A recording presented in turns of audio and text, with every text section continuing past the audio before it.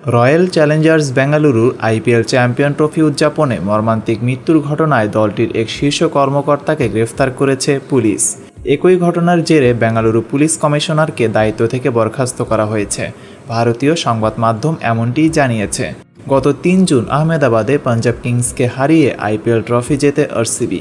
আইপিএলের ১৮ বছরের মধ্যে এটি আরসিবির প্রথম শিরোপা। পরদিন দলটি বেঙ্গালুরু পৌঁছালে এম চিন্নাস্বামী স্টেডিয়ামের বাইরে পদদলিত হয়ে ১১ জন প্রাণ হারান, আহত হন অনেকে। ভারতীয় সংবাদ মাধ্যমগুলোর খবরে বলা হয়, আরসিবির উদযাপন ঘিরে মর্মান্তিক ঘটনার পর বেঙ্গালুরু পুলিশ আরসিবির মার্কেটিং প্রধান নিখিল সুসেলেকে গ্রেফতার করেছে।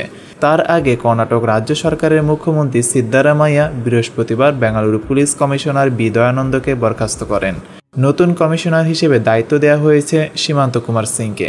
বেঙ্গালুরু পুলিশ বৃহস্পতিবার একটি এফআইআর দায়ের করেছে এবং জানিয়েছে ৪ জুন চিন্নাস্বামী স্টেডিয়ামের আশেপাশে বিজয় মিছিল আয়োজনের জন্য রয়্যাল চ্যালেঞ্জার্স বেঙ্গালুরুকে স্থানীয় পুলিশ অনুমতি দেয়নি।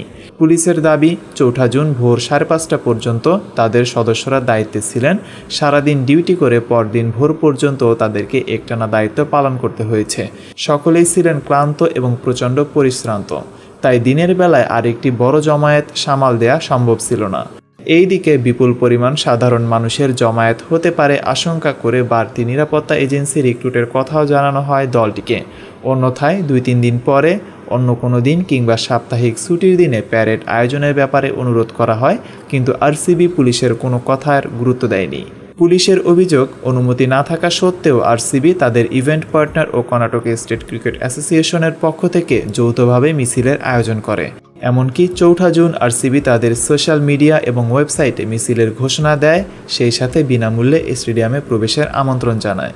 কিন্তু পুলিশ বা সাধারণ জনগণকে জানানো হয়নি কিভাবে এই প্রবেশপত্র বিতরণ করা হবে, যা বিশৃঙ্খলার মূল কারণ হয়ে দাঁড়ায়।